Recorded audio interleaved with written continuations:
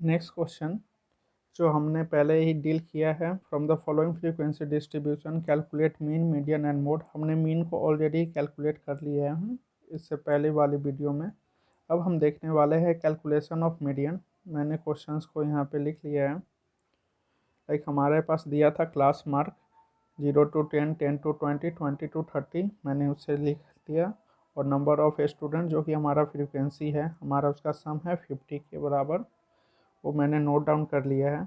अब हमारे लिए जो इम्पोर्टेंट होता है इसमें मीडियन के लिए हमें जो फाइंड आउट करना होता है वो होता है हमारे लिए क्यूमुलेटिव फ्रीक्वेंसी। यानी कि हमें जो फाइंड आउट करना है cumulative frequency less than type. तो हमारा क्यूमुलेटिव फ्रीक्वेंसी में क्या करेंगे, ये तो जो हमारा 4 है ये 4 होगा ही। नेक्स्ट हम जब लिखेंगे तो ये 4 + 6 हो जाएगा, यानी कि हमारा जो हो जाएगा ये 10। जब नेक्स्ट करेंगे तो नेक्स्ट में ये ऐड होते जाएगा 10 + 20 यानी कि 30। फिर ये हो जाएगा 30 + 10 यानी कि ये हो जाएगा 40। नेक्स्ट हो जाएगा 40 + 7 ये 47। नेक्स्ट 47 + 3 यानी कि 50। जब भी जो हमारा ये सम है ये हमारा होगा n के इक्वल आना चाहिए, तब हमारा ये सम सही होगा। अब नेक्स्ट हमें देखना क्या है, यानी कि मीडियन का जो हमारा फार्मूला होता है वो मीडियन का फार्मूला क्या होता है, median equals to lower class boundary plus n/2 minus c whole divided by f into आई।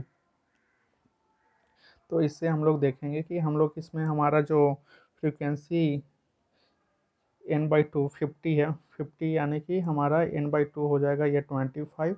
सी जो होता है हमारा ये क्यूमुलेटिव फ्रीक्वेंसी होता है प्रीसीडिंग द मीडियन क्लास होता है। जो एफ होता है ये हमारा होता है frequency of the median class. I होता है हमारा विथ और S C F of the median class. और एल होता है, इसे हम लोग स्मॉल एल और L1 भी इंडिकेट करते हैं, जो कि हमारा लोअर क्लास बाउंड्री और लोअर क्लास मार्क को इंडिकेट करता है। तो हम अब फाइंड आउट करेंगे कि हमारा मीडियन का वैल्यू लाई कहाँ करता है। यानी कि हम देखेंगे n/2 यानी कि 50/2 25 का वैल्यू हमारा कहाँ पे मिलेगा। तो जो 25 का वैल्यू है हमारा मिलेगा 10 और 30 के बीच में, यानी कि n/2 हमारा यहाँ पे लाइज करता है।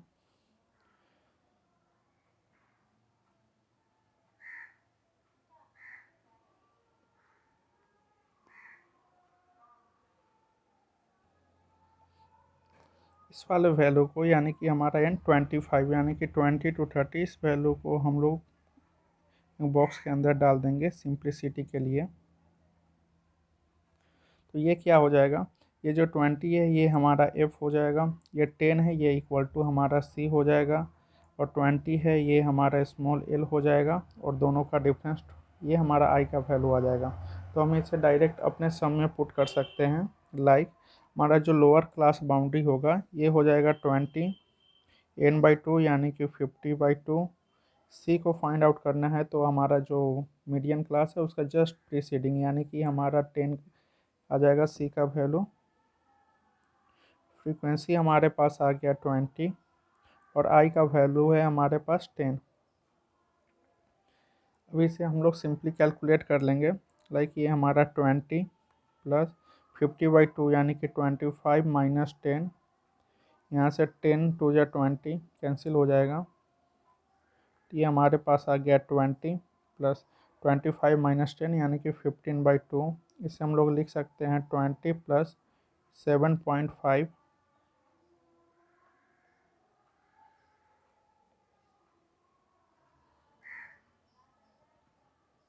तो जो फाइनल हमारा आंसर आ जाएगा 27.5, ये हमारा मीडियन होगा।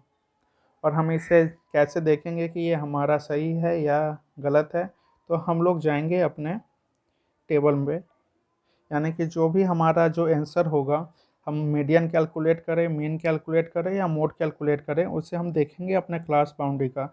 यानी कि जो हमारा जो क्लास लिमिट आया है 20 to 30, अगर इसका वैल्यू यानी कि इस रेंज में आता है जो हमारा के 27.5 है, यानी कि ये हमारा वैल्यू सही है।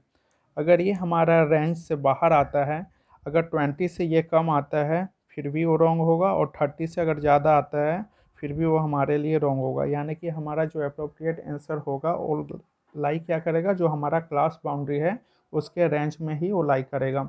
और हम लोग क्लास बाउंड्री में हमारा कौन सा क्लास बाउंड्री हमें सिलेक्ट करना है, वो हम कैसे सिलेक्ट करेंगे, तो n/2 से सिलेक्ट करेंगे।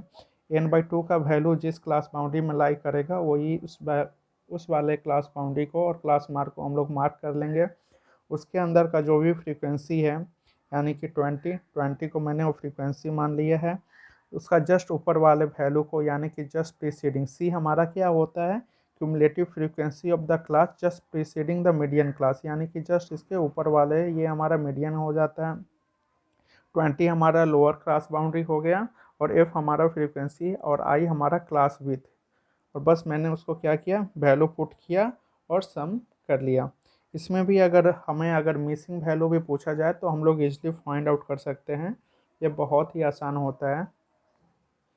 अब हम देखेंगे कैलकुलेशन ऑफ मोड। आप इसे नोट डाउन कर लो।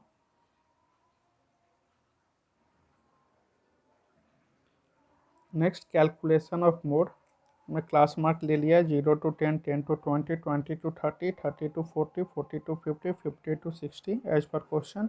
फ्रीक्वेंसी भी हमने नोट डाउन कर लिया है। कैलकुलेशन ऑफ मोड हमारा बहुत ही ईजी है।